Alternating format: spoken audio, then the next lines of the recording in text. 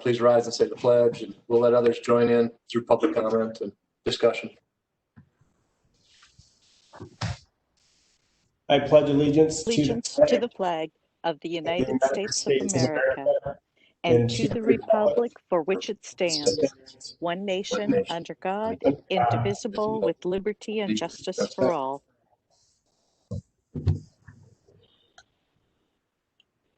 Thank you, everyone. Jason, is there anyone from the public that joined us in the last few moments?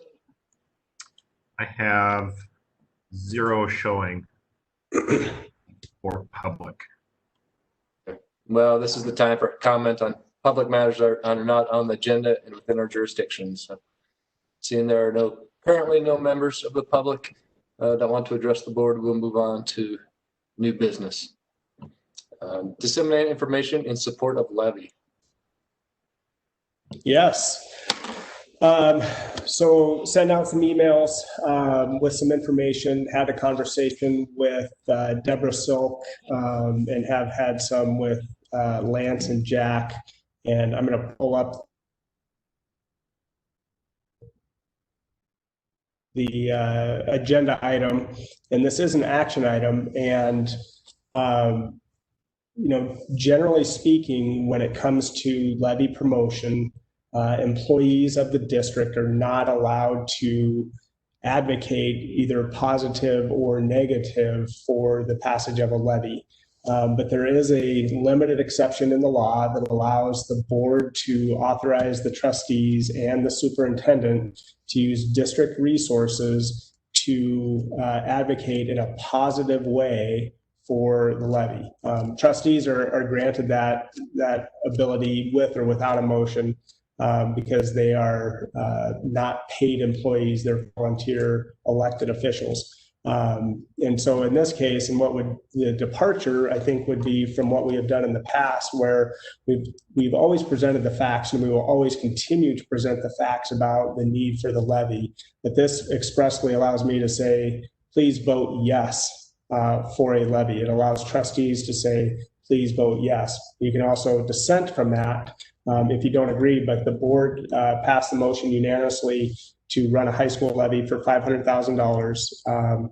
And this allows me to create documents, share documents, disseminate information, you know, whether it would be a flyer or an email or something through social media that actively promotes supporting the levy. There's a fine line between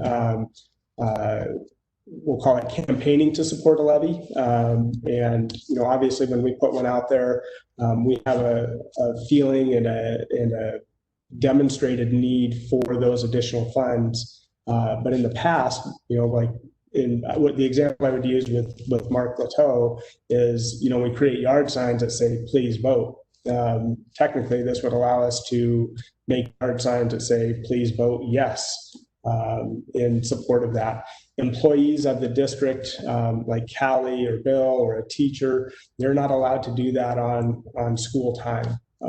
They can certainly have conversations and do things on their own to actively support and campaign for a levy, but they cannot do it on school time. So the motion that's in front of us is to authorize the trustees and myself to disseminate information in support of the levy.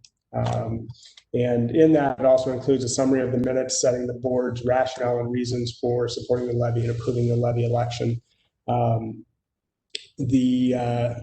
those minutes, those notes from the minutes from the previous meetings where it was approved are contained in the motion. And so at this point, I would like to see if there were any questions or comments or concerns relative to the need to do this. Micah, this is Lance. So in reviewing some of the documentation that Deborah Silk provided, it seemed like there was a pretty clear line that district resources were approving is really your time. We're still not really allowed to use paper or ink, or is that correct?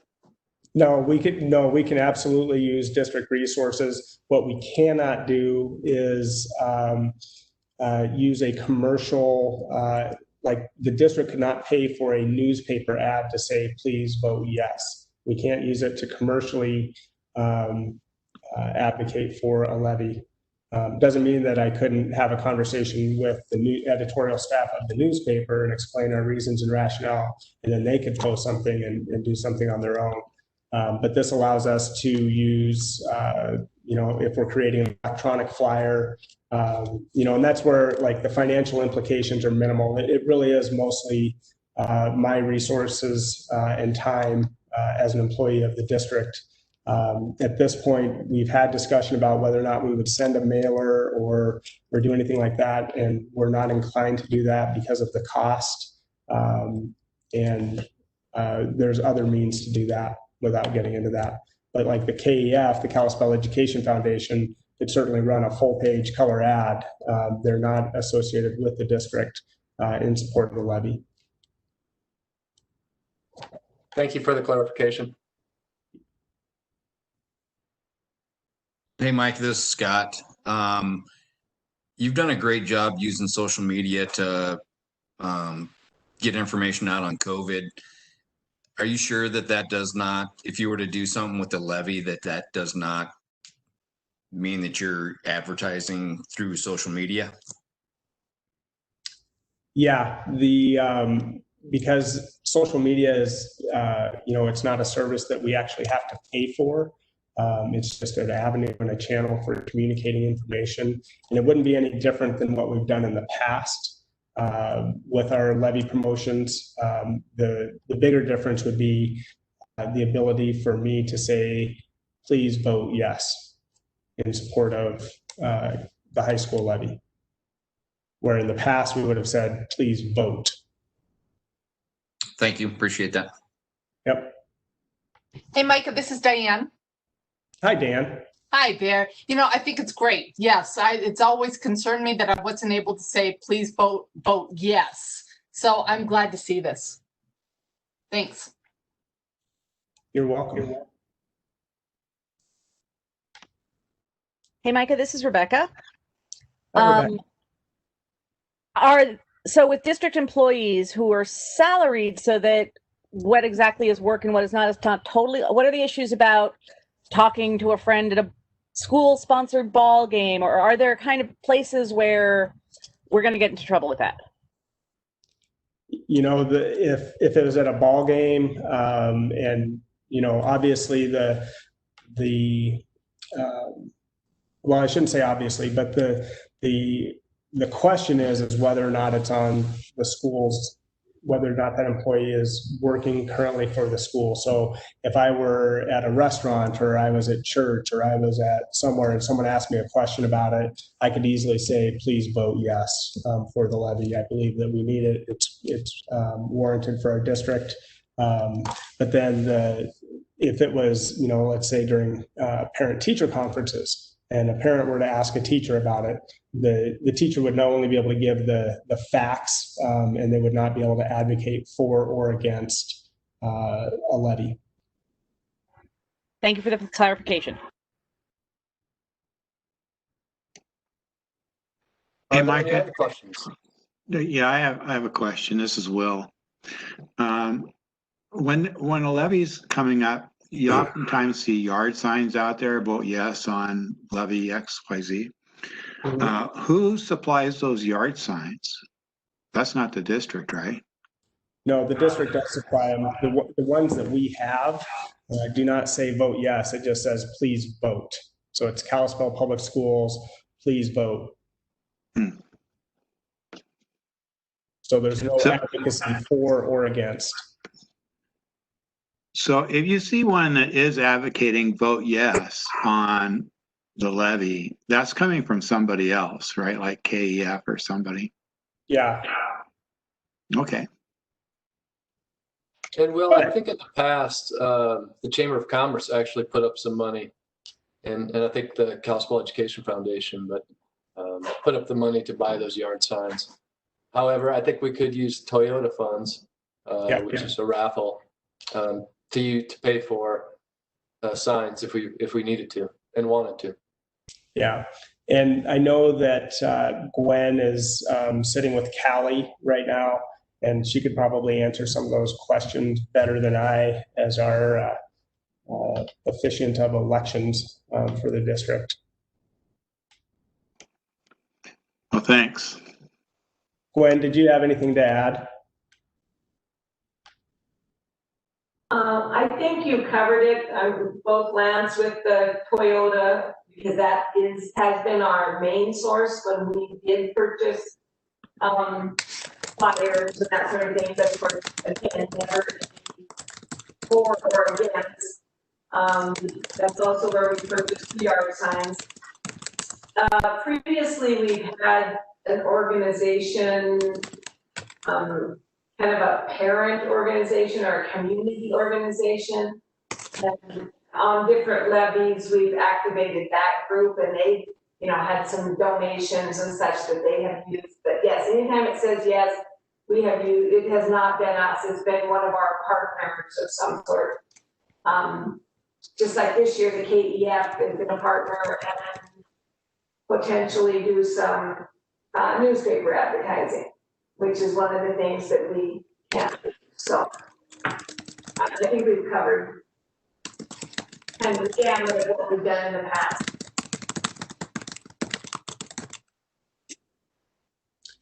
Someone is not muted and they're typing. I don't know who that is, but just so you know, we're all hearing the typing.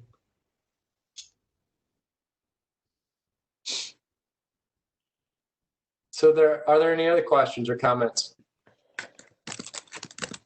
This is Rebecca. I did have a question that's moving on kind of into the piece we're talking about. We also are supposed to have meetings from the minutes where we accepted this levy. And what I found at that meeting was very convincing to me was to mention how much smaller this levy is than the ones we've asked for in the past, to mention that this was a, much, much smaller levy that we've generally asked for. And I think it would be good for the district if that was reflected in the minutes that we're releasing, the summarized minutes that we're releasing. Thank you, Rebecca. Any other questions or comments? This is Jack, and it's a follow-up on Rebecca's mention that the statute talks about the resulting information from a meeting, and because meeting minutes have historically been general in nature and not specific, the minutes do not reflect from the August meeting the detail necessary to describe the need of everything. So the question for this meeting is how to make sure that the minutes reflect the various needs. For example, we can't necessarily say that the 500,000 we're requesting is going to be for any specific program, because designed to cover shortfalls in many different aspects of the budget, whether it's personnel or curriculum or supplies or technology or utilities. We also have maintenance and operations. We also have a budget deficit too that we're dealing with. That's even though for the current year, which will occur in the following year also, and that will only require additional money from the interlocal agreement in subsequent years to cover the deficit. So it's hard to identify the money being spent for one specific item, and that to me, that's the key part that the minutes need to reflect, is maybe in this particular case more detail related to the need.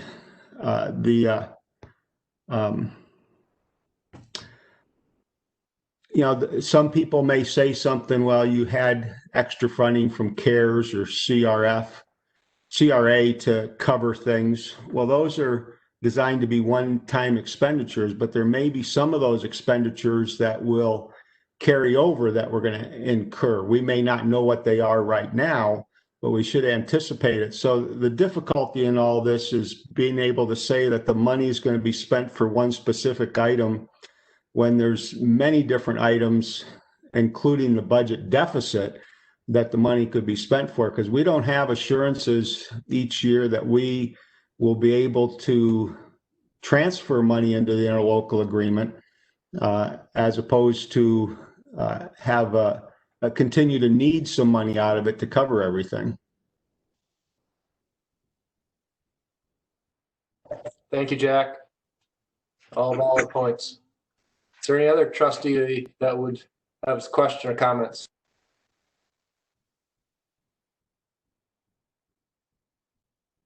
This is Rebecca. So would an addition to the summary of the minutes to suggest something like this levy, much smaller than other years' levies, is intended to cover shortfalls in the district?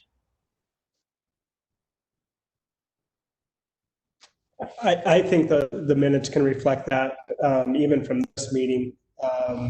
And then, the items that Jack brought up specifically, that as a general amount of money to go into the general fund, and what all the operating expenses are for the district, which include salaries and benefits. It includes activities. It includes technology, school safety, all of those things.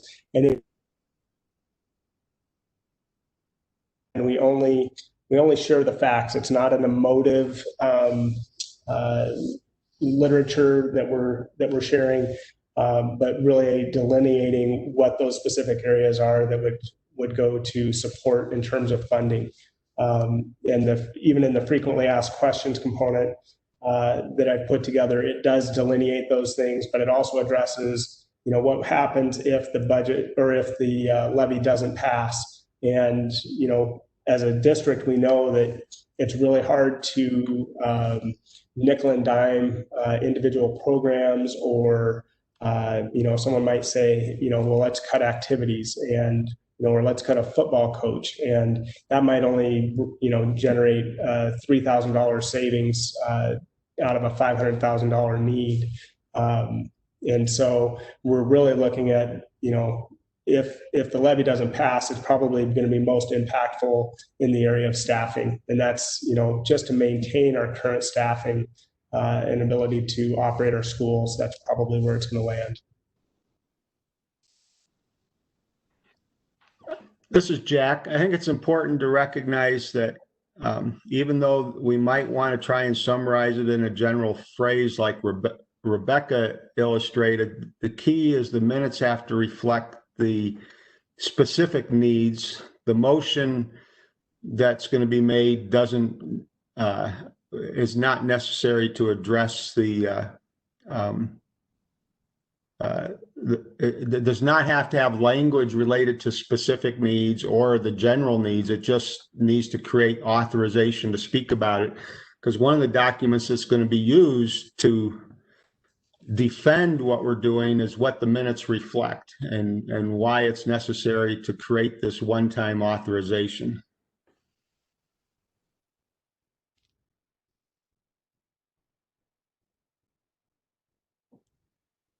All right, thank you. And I see Kim Wilson agrees with what Rebecca and Jack are saying, and has nothing to add. Any other comments from trustees? If not, I'd entertain a motion to approve the suggested recommendations.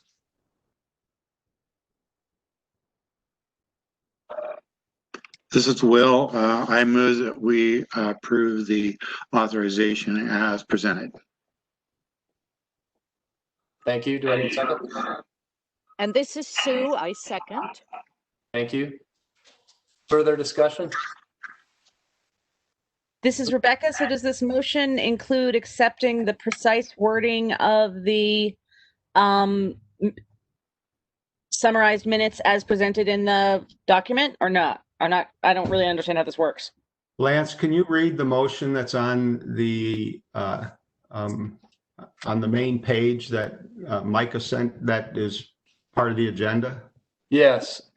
In light of the board's previous motion to run a levy election, I move that we expressly authorize Superintendent Hill and trustees to disseminate information in support of the levy, including but not limited to dissemination of a summary of the minutes setting forth the board's rationale and reasons for supporting the levy and approving the levy election. So my interpretation is that it gives great leeway into what Superintendent Hill presents when he disseminates information, including the fact that this is a lesser amount than we've asked for in the past.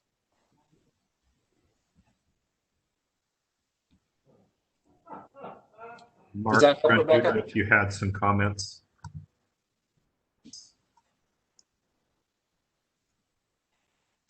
If you guys are talking to Mark Cornick is getting a really bad connection right now, so I could be muted. Okay, Mark, we hear you. Okay. Have you asked for ayes and nays yet? We have not. You want to Okay. a couple more opinions? A couple more comments? No, thank you. I think I'm good with everything I've heard today. Okay.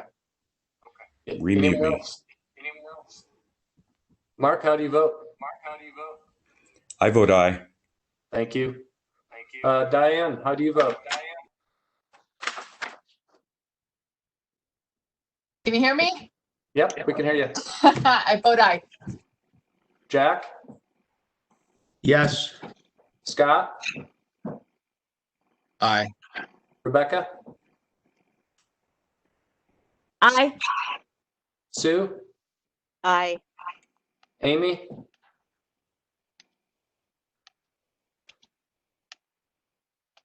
Amy Waller?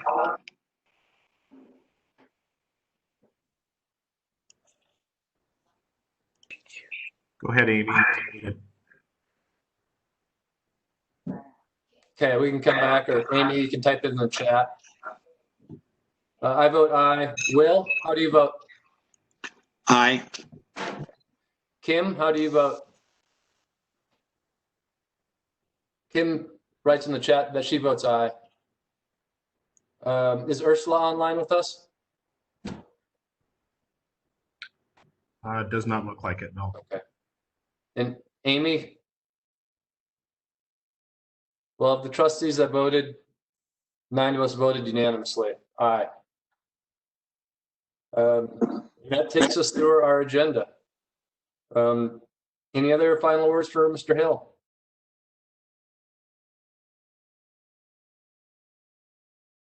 Thank you. Thank you. Entertain a motion to adjourn.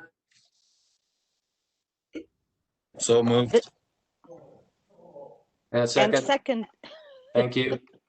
All in favor, we can do this together. Please say aye. Aye. Aye.